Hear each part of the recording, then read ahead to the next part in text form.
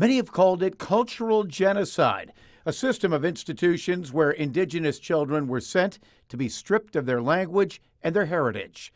There were 139 such schools in Canada, another 417 federally run schools in the United States, not to mention the missionary schools and the state-run facilities. One of those state-run schools was the Thomas Indian School on the Seneca Nation. The state spent a lot of money here to try to take away our language, to take away our culture, our heritage, and all of that.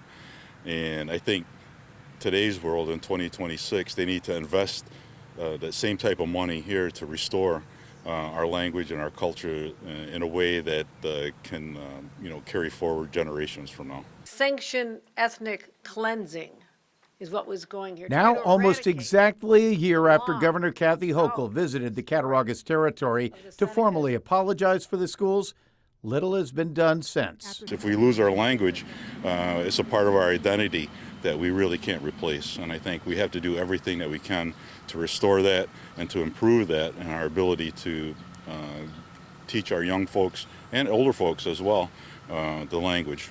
Seneca Nation President J.C. Seneca is now calling for native language immersion schools to be funded by the state as a means of some sort of reparations. It did take away a sense of pride to our people, and I think restoring that ability to be able to speak the language, to know the language, to be able to, at some point down the road, to have conversation.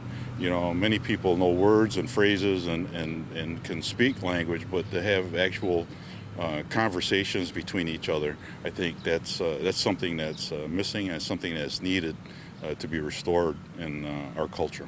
Little bits of the language have been restored to the nation. Traffic signals and other signage often includes both English and Seneca language, but the president sees so much more, especially since the original Seneca territory covered so much of New York State.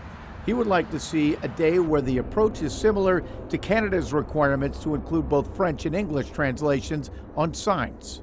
I'd like to see the Seneca language throughout Western New York. This is our land. This has been our land from time immemorial. Certainly we lost millions of acres over the course of time since 1794. We have a lot of different things of Seneca words on our territory, but again, I think in the greater Western New York region, I think it needs to be more prominent. Seneca says the school would cost about $11 million for construction and another $3 million for operations. But right now, he's proposing an initial $1 million investment for a feasibility study. In addition, he's calling on the state to fund ground-penetrating radar studies of the entire former campus of the Thomas Indian School, nearly 150 acres, because these scars run deep, especially as the United States is celebrating America 250.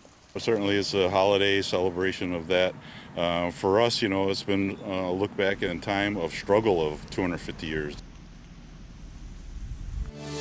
You obviously have to continue to readjust. I think this summer is going to be a huge point for school districts across Western New York and really across the state for that matter to really sit down with staff and families and administrators and really fine-tune and make some changes where necessary. New York State implemented a cell phone-free policy at the start of the school year in September of 2025. In Hamburg, one mother says she believes the cell phone ban has helped improve her children's mental health and social skills. Kids are talking like this. They're not talking face-to-face. And so this is giving them the opportunity to how we all grew up learning face-to-face conversation. They can now shake your hand. They can now look you in the eye. They can do those things they couldn't do before. It's increased communication. It's increased relationships. And for those reasons, yes, our teachers really do like it. 9 months later, Governor Hochul's office is sharing the results of a survey, collecting feedback from 600 educators across the state. According to the governor's office, teachers are reporting that without phones as distractions, their students are more active in class discussion and more engaged with their classmates. The president of the Niagara Falls Teachers Union believes a big lesson from going phone-free is how important it is for districts to communicate with families. We have to collaborate together to find out, to find what works, what is best for students. And I think it's really important to keep in mind that even though in a lot of places this change has been very difficult, even for students and families and parents with some of the worries that they've had as well, This is a necessary change, right? This is something that we're talking about the well-being of students. On your side in Buffalo, Chelsea Swift, Channel 2 News. Last week, Tonawanda residents created an online petition opposing the creation of a data center. That petition now has thousands of signatures. The creator of the online petition has environmental concerns about an AI data center in Tonawanda, especially because there are plans to build the facility at the former Tonawanda Coke site. The Environmental Protection Agency shut down the plant in 2018 and conducted a large-scale cleanup effort that included the removal of contaminated soil. The petition now has more than 6,000 signatures. This as lawmakers in the Senate and Assembly could soon pass a bill to push back the construction of any new data center in New York. The delay is intended to allow more time for lawmakers to study the issue. Tonight, Tonawanda residents are expected to voice their concerns at the planning board meeting. My husband and I live about less than 2 miles from the site now, and when we first bought the house 16 years ago and Tonawanda Coke was in operation, there was a lot of pollution out there. I mean, you know, I was always wiping down my patio furniture, and it was just not a good place to sit. My husband has breathing issues, so it was a long time before we could sit outside, and now I'm loving it because, you know, I don't have any dirt like I should, and we can sit outside and I can open the windows in my house and have fresh air, and that's what I want. I just think they can think of something better than a data center. This meeting is just getting started, and the town planning board is expected to make a statement about the data center. On your side in the town of Tonawanda, Chelsea Swift, Channel 2 News. This morning, we spoke with Tonawanda Town Supervisor John Flynn, who told us the data center project was, quote, put on pause. According to a letter, the supervisor says he was sent to the town planning board chairman, and which Flynn was copied on. Now, since then, a spokesman for the developer of the project responding that the project is not on hold, but with some qualifiers as to the status of the project. Again, this is a proposed $2 billion data center project, now officially labeled as the Riverview Innovation and Technology Campus, to be located again on the site of the Tonawanda Coke facility on River Road, the former site there. Tonawanda Supervisor John Flynn telling us a statement will be read by the chairman of the town planning board at the start of their meeting, and no specific action on a permit application would be taken this evening. Flynn mentioning two factors: the review of the project by the New York State Independent System Operator, an agency which monitors the state's overall power grid and electric power supply issues, and a potential vote by state lawmakers for a one-year moratorium on such data center projects across the state. So we have comments from Supervisor Flynn and then some of the statements from the data center project spokesman. The developer sent a note to the planning board, and they copied me on it, just the courtesy, saying that, hey, due to the fact that NYSO is not going to get to this for a while, we can put this on pause. My understanding, for lack of a better word, they're backed up now because there have been multiple projects submitted throughout the state, and they're telling the developers here that they may not get to their application for months and months now, which obviously is going to delay everything here. From the developer's spokesperson saying in part, quote, to be clear, the project is not on hold. We still firmly believe that our proposed project representing the best avenue to return this historically contaminated site back to active and productive economic use for Tonawanda and Western New York. They went on to say that while we await further details and clarification from NYSO and National Grid, we have temporarily delayed the project's seeker and site plan review process with the Town of Tonawanda Planning Board. Once we have all necessary information from those parties, we will resume the town review process. Okay, we requested a direct interview or conversation to hear directly from the identified developer of this project. So far, just those statements. Supervisor Flynn saying his prior comments still stand. We requested a copy of the letter from the developer to the planning board. We're going to be at that Tonawanda Planning Board meeting tonight. On your side, Ron Plants, Channel 2 News. Well, it seems as though a day many thought would never come has finally arrived. Either way, though, it has been a long time coming. The deal ends years of litigation between the city and Niagara Falls redevelopment, which began amassing what would eventually become 142 acres of property on the Cataract City's east side 30 years ago, and where it's yet to develop anything. Mayor Robert Restaino had pushed for NFR to release 10 acres closest to the Seneca Niagara Casino for the proposed 6,000-seat arena, and moved to acquire it through eminent domain, which NFR had resisted. But now NFR will get $4 million, roughly the same amount the city offered it a few years back for the parcel, for which NFR paid just over $1 million several years ago. NFR gets rezoning of the rest of the land, critical for its latest proposed project, the Niagara Digital Campus, which could include a data center, which the mayor acknowledges will come with its own set of controversy among residents. I guess I would say to them that last night wasn't the approval of a data center. Last night was the approval of an agreement between the two parties in litigation to try and achieve those things that they each wanted. Restaino plans to ask the state to fund the lion's share of the arena project, something he couldn't move to do before now. It boiled down to, well, let us know when you have control of the land. Yeah. And so now, as I said earlier, now I can answer that question. But the mayor also confirmed there's nothing in the agreement that binds NFR from breaking a 30-year trend here of the busiest people being those riding lawnmowers and cutting weeds over mostly vacant parcels.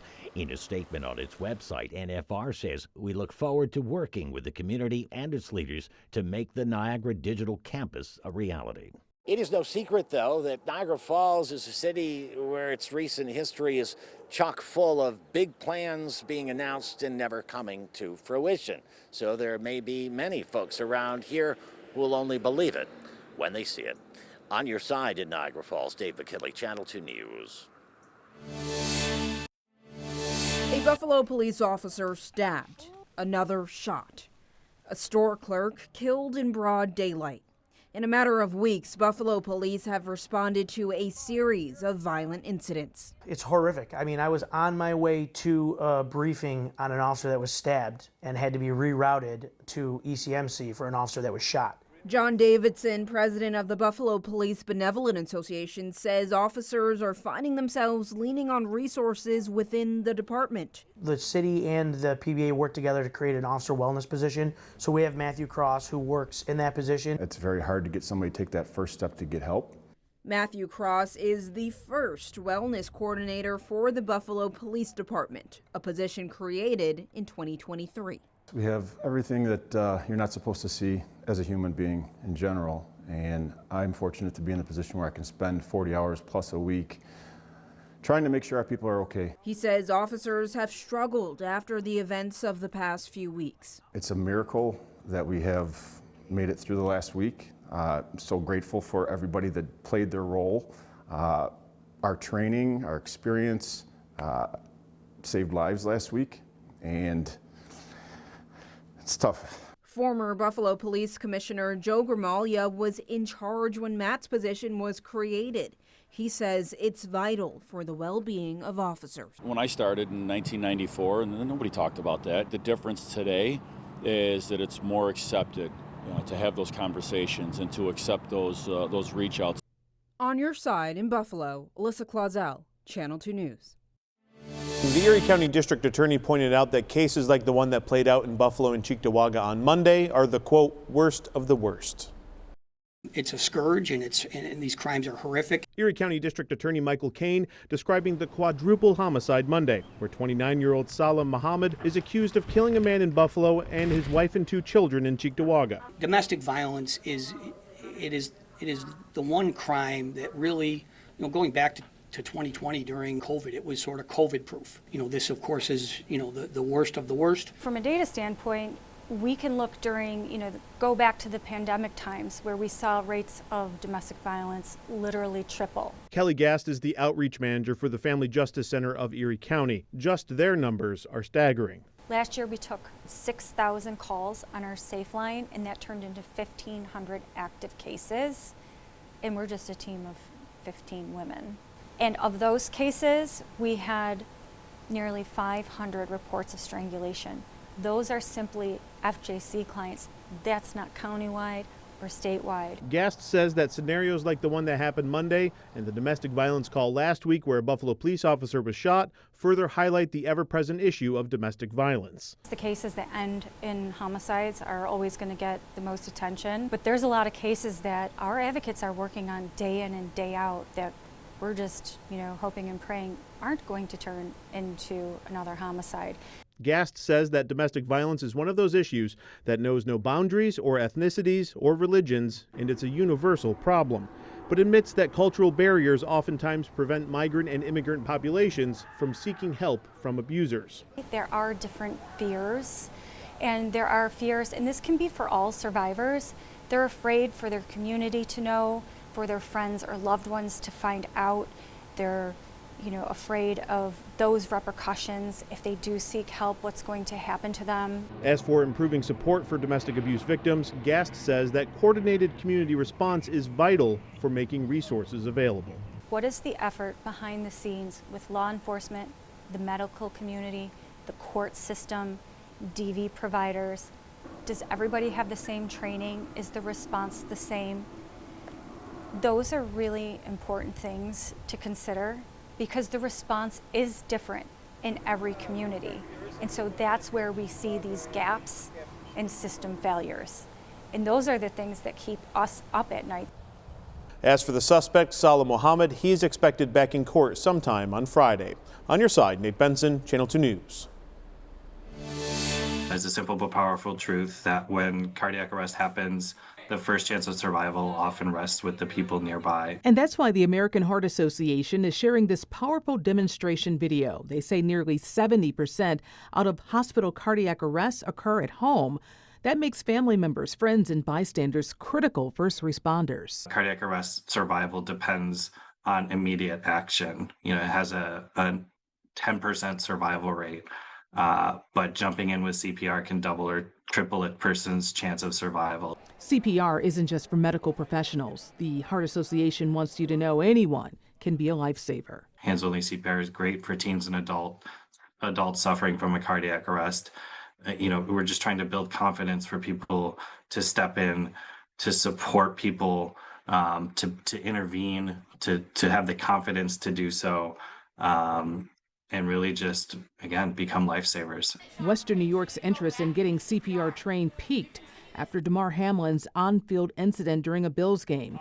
It's even more critical to get people certified in minority and lower-income communities because they're more likely to suffer from poor cardiac arrest outcomes. People in more under-resourced communities and with minority backgrounds are less likely to receive high-quality CPR, such as timely bystander support or defibrillator usage, than their white counterparts. He says it comes down to resources. On your side, Claudine Ewing, Channel 2 News. At a last December press conference, 2 on Your Side's Nate Benson asked the then Mayor-elect Ryan about whether community foundation money, like that originally suggested in a transition fund from the Oshai and Ralph C. Wilson Jr. foundations, could be plugged in for a new budget plan. Then, even as some salaries were increased and 4 new deputy mayors were added as a new management team. Have any outside foundations committed grant money to make this budget useful? We're working on that now, and we hope soon to be announcing a partnership between major philanthropic organizations and the city of Buffalo in an effort to align the values. Well, even as Mayor Ryan now talks glowingly of how the new Detroit mayor accumulated some $24 million from foundations in the Motor City, which has 1 deputy mayor and department directors. Apparently, they're still trying to align here in Buffalo. We're trying to now still look at the best practices of how those foundations occur, and what they prioritize. So that's what we're working on now. We have some soft pledges. We're still trying to break $1 million. Where do things stand? Is there actual funding coming in? Because some people are suspicious there may not be funding.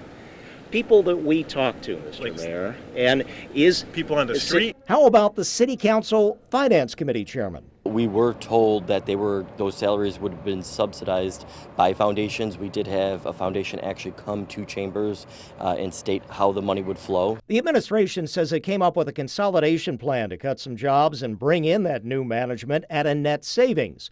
But for the foundations, we are owed a response from the foundations who did state to council members based on when they were deliberating that they would present that money to help subsidize those salaries. Was that intended, though, to use that as part of your budget? No.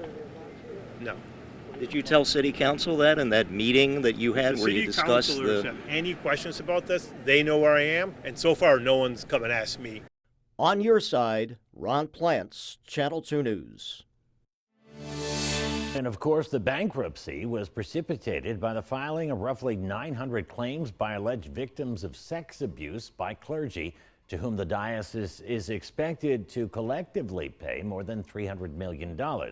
According to the diocese, a recent Supreme Court ruling would necessitate each parish file for bankruptcy to obtain a discharge from abuse claims filed against the diocese now and in the future.